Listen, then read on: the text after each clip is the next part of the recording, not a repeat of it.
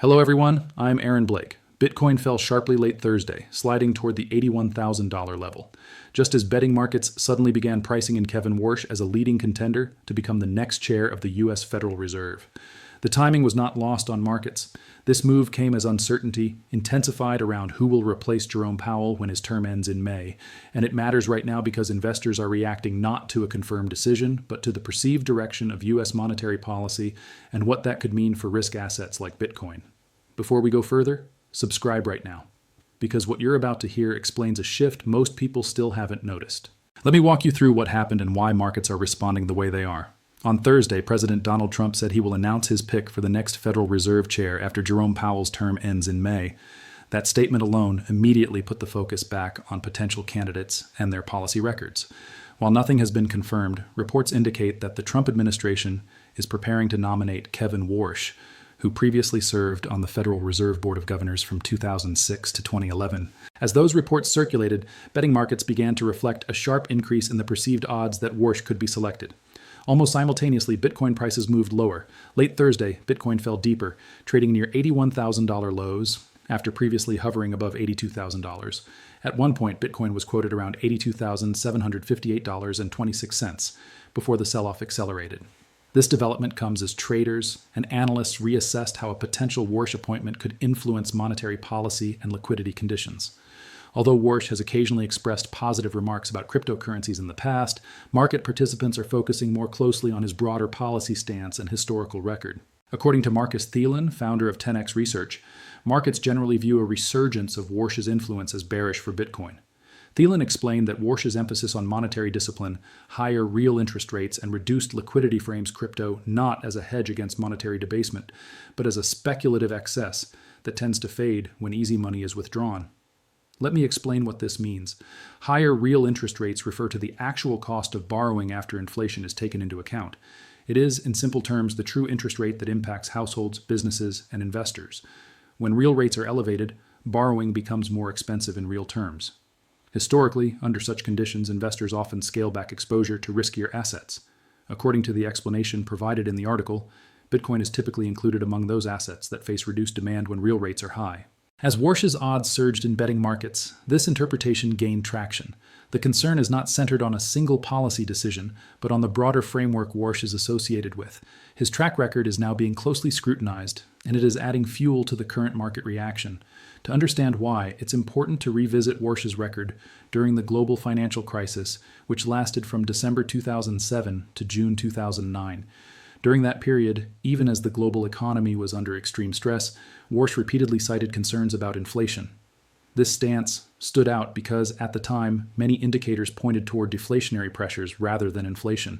For example, in September 2008, the same month Lehman Brothers collapsed, Warsh stated, "I'm still not ready to relinquish my concerns on the inflation front." This comment came as financial markets were in turmoil and the global banking system faced unprecedented strain. 7 months later, conditions remained weak. The Federal Reserve's preferred inflation measure was at 0.8%, and the unemployment rate stood at 9%. Even then, Warsh maintained his position, saying, "I continue to be more worried about upside risks to inflation than downside risks." Over the years, many observers have argued that this approach reflected a persistent hawkish bias. According to critics, Warsh's failure to acknowledge deflation risks during that period may have worsened the crisis. From this perspective, his stance is seen as prioritizing inflation concerns even when economic conditions suggested the opposite threat. Marcus Thielen addressed this point directly, saying that Warsh's approach would likely have resulted in higher unemployment, slower recoveries, and greater deflation risk during the 2010s.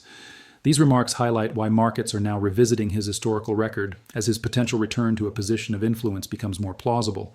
What stands out here is the contrast between Warsh's documented policy posture and the expectations associated with the current political environment. President Trump has repeatedly criticized Jerome Powell, often accusing him of keeping interest rates too high and harming the economy. Trump has emphasized the need for rapid rate cuts and has publicly called for interest rates to be as low as 1% compared with the current range of 3.5 to 3.7%. This creates a sharp tension. Warsh's hawkish record appears to clash with Trump's reflationary and pro-risk asset playbook. The possibility that Trump could nominate someone with such a history has struck many observers as ironic.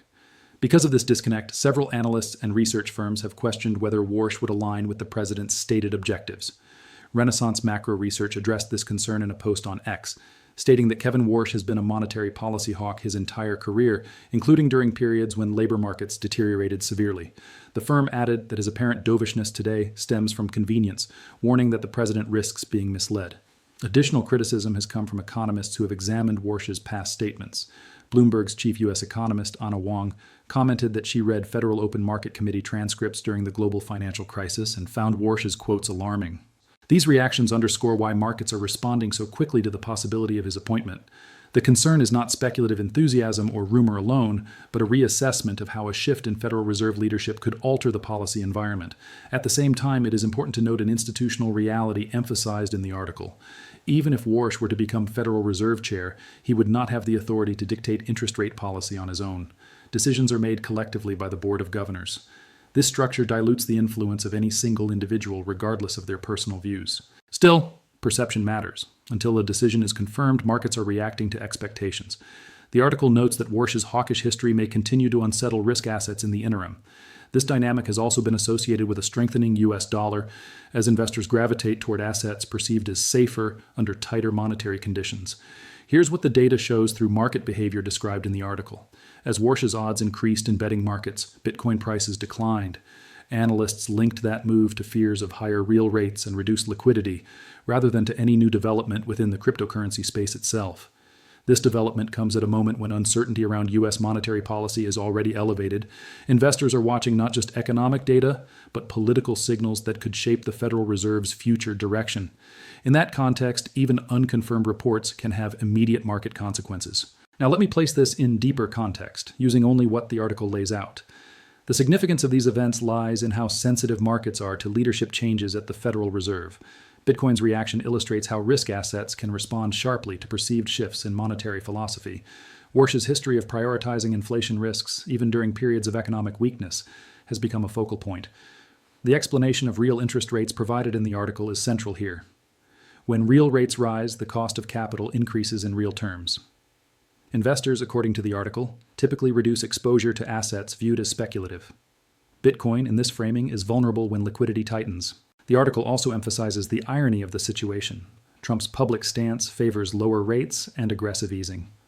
Warsh's historical record suggests caution, discipline, and concern about inflation, even when deflation risks are present.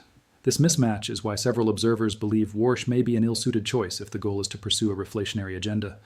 At the same time, institutional safeguards limit how far any one chair can push policy.